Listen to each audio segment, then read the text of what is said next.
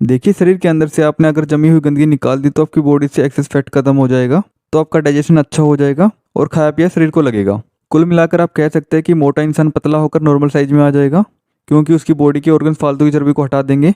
और कमजोर पतला इंसान भी नॉर्मल साइज में आ जाएगा, क्योंकि उसकी बॉडी के ऑर्गन शरीर में मसल की कमी को पूरा करके आपको स्वस्थ इंसान बना देंगे। देखिए, इससे सिर्फ यही चेंजेस नहीं आने वाला है, इसके साथ साथ आपकी स्किन ग्लोइंग हो जाएगी और ब्लड में से गंदगी निकल जाएगी, तो आपके फेस से पिंपल्स और दाग धब्बे भी चले जाएंगे और साथ में बाल भी मौजूद हो जाएंगे। बॉडी के अंदर से गंदगी निकलने पर आप शरीर में एक अलग ही एनर्जी फील करोगे। आपकी सारी बीमारी धीरे धीरे खत्म होने लगेगी। इससे आपको शरीर के हर एक ऑर्गन में फायदा होगा।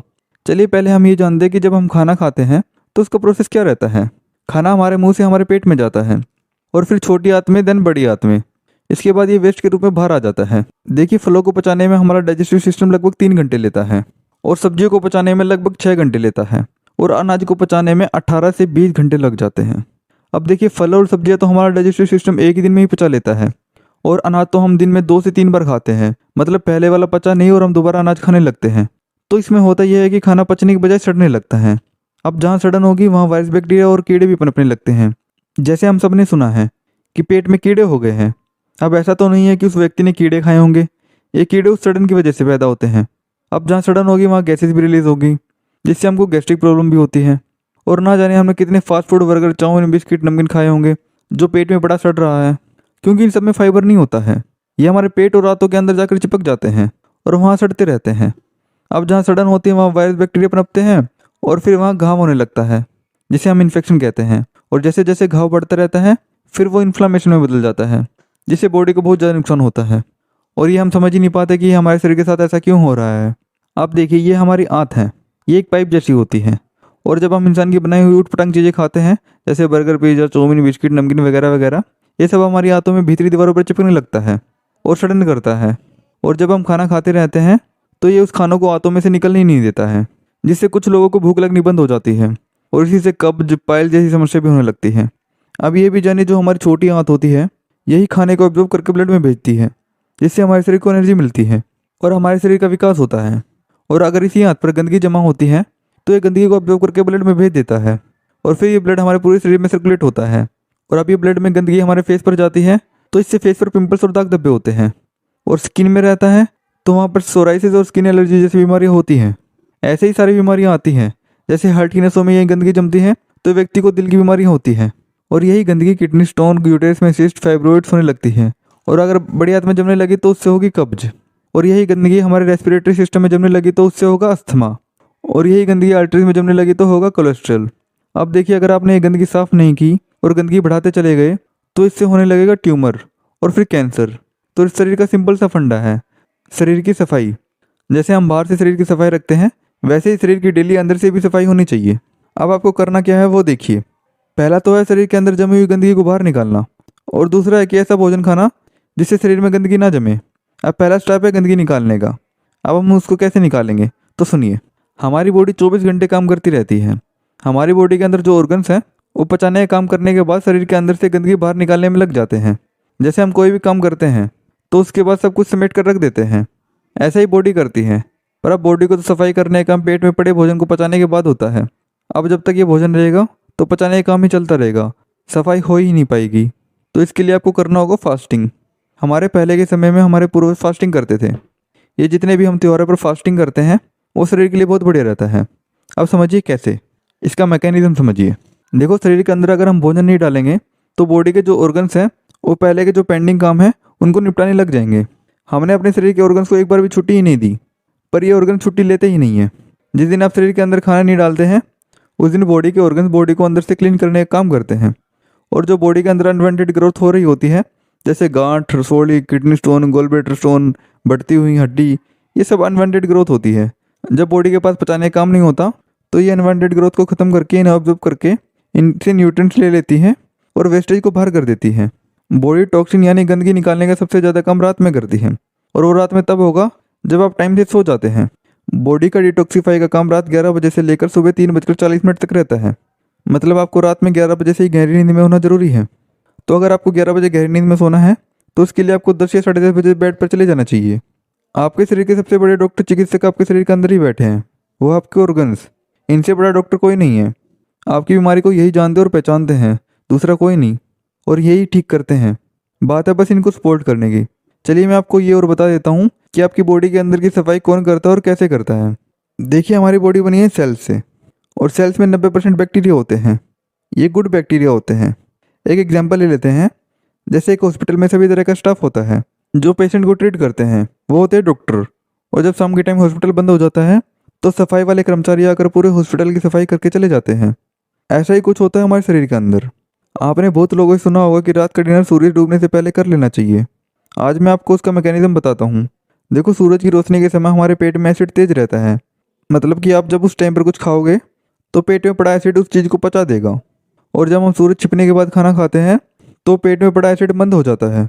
मतलब आप सूरज छिपने के बाद जो खाना खाते हैं वो ठीक ढंग से नहीं पचता है और फिर वो पेट में सड़ता है। और ये ऐसा क्यों होता है वो भी बता देता हूँ। जैसे दिन रात मिलाकर एक पूरा दिन बनता है, वैसे शरीर में दिन और रात की अलग अलग शिफ्ट होती है। मतलब जब तक सूरज है तब तक शरीर के अंदर पचाने का काम बढ़िया होता है, और जब सूरज छिप जाता है तो बॉडी के अंदर बैक्टीरिया शिफ्ट शुरू होती है और वो रात में बॉडी को क्लीनिंग का काम करते हैं, यानी शरीर के अंदर से टॉक्सिन को बाहर निकालते हैं। ये गंदगी शरीर के स्टूल, यूरिन और पसीने के जरिए बाहर आती है।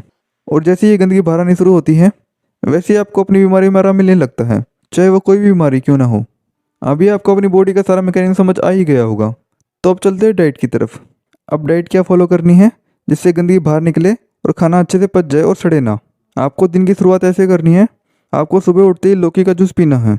ये एक गिलास लौकी का जूस इतना ज़्यादा टॉक्सिन शरीर से बाहर करता है कि आपको यकीन करना मुश्किल हो जाएगा। इसका रिजल्ट आपको एक हफ्ते में देखने को मिल जाएगा। लौकी के जूस के बाद आपको नाश्ते में 500 से 700 ग्राम फ्रूट्स खाने हैं।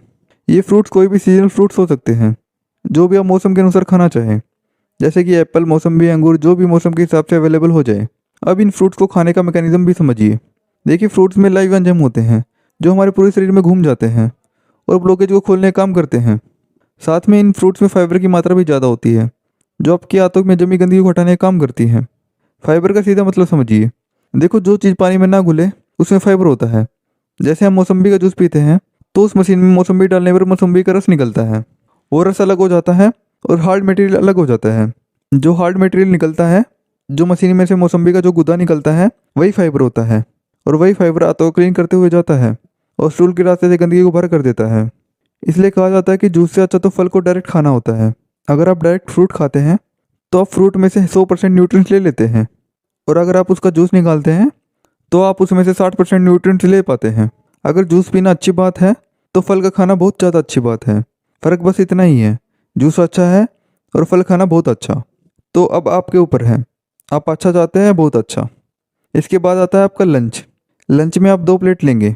एक प्लेट में 200 ग्राम सैलेड होंगी और दूसरी प्लेट में जो भी आपका भोजन हो, दाल रोटी, वो ले लेंगे। इसमें आप सबसे पहले फर्स्ट वाली प्लेट सैलेड वाली फिनिश करेंगे। इसके बाद दूसरी प्लेट जो आपकी दाल रोटी है वो खाएंगे। और लंच के बाद आपको पानी नहीं पीना है। पानी आपको 1 घंटे बाद ही पीना है, और याद से ज़रूर 1 घंटे बाद पानी पीना है। चलिए अब इस पानी का मैकेनिज्म भी समझिए। देखिए, जब हम खाना खाते हैं तो खाना जब पेट में जाता है तो पेट का एसिड खाने को तोड़कर पचाना शुरू कर देता है, और उस दौरान अगर पानी पी लेते हैं तो एसिड मंद पड़ जाता है, जिससे ज़्यादातर खाना पच नहीं पाएगा और वहीं सड़ता रहेगा। इसलिए पानी 1 घंटे बाद पीना चाहिए, क्योंकि जब पेट का एसिड उसको पेस्ट जैसा बना देता है तो उसको आगे धकेलने के लिए बॉडी को पानी की ज़रूरत पड़ती है। और जैसे ही हम पानी पीते हैं तो बॉडी साथ में डाइजेस्टिव जूसेस को भी छोड़ देती है, जिससे खाना बढ़िया पचता है। तो पानी का मतलब भी समझा दिया है। अब आते हैं हम डिनर पर। डिनर का जैसे मैंने बताया था कि सूरज छिपने से पहले करना है, तो आपको सूरज छिपने से पहले डिनर करना है, और प्रोसेस वही रहेगा जो आपने दिन में किया था। पहले सैलेड, फिर डिनर, और साथ में आप लंच और डिनर के बाद 50 ग्राम गुड़ खा सकते हैं। उससे आपका खाया हुआ खाना बहुत तेज़ी से और बहुत बढ़िया पचता है। गुड़ आपको ऐसा लेना है जैसा फ़ोटो में दिखाया जा रहा है, और ये वाला नहीं लेना है। ये भूरा गुड़ खराब होता है, इसमें काफ़ी सारे केमिकल मिला के इसको भूरा बनाया जाता है, तो इसको कभी मत खाना। गुड़ को डायबिटीज़ पेशेंट भी खा सकते हैं, क्योंकि इसमें फ्रक्टोज होता है जो आसानी से पच जाता है और ये नेचुरल है। पर डायबिटीज़ वाले पेशेंट रात में त्रिफला लेते रहे। ये तो हो गया आपका दिन का रूटीन, ये आपको फॉलो करना है। इसके अलावा अगर आपको कुछ खाना है तो एक्स्ट्रा फ्रूट खा सकते हैं, और कुछ नहीं। अब आते हैं वीकली में। अब आपको ये डाइट फॉलो करते 1 हफ्ता हो जाए तो उसके बाद आपको एक दिन लिक्विड डाइट पे आना है। अब लिक्विड डाइट क्या है, कैसे करना है, वो सब बताता हूँ। देखिए, आपको हफ्ते में कोई भी एक दिन, जैसे कि आप संडे ले सकते हैं या अपने हिसाब से कोई भी एक दिन चुन सकते हैं। अब संडे के दिन आपको जो लिक्विड डाइट करनी है उसमें आपको नारियल पानी और मौसम्बी के जूस में ही रहना है। आपको सिर्फ शाम के टाइम ही पहले वाला वही डिनर करना है जैसे बताया था, 1 प्लेट सैलेड और फिर आपका डिनर।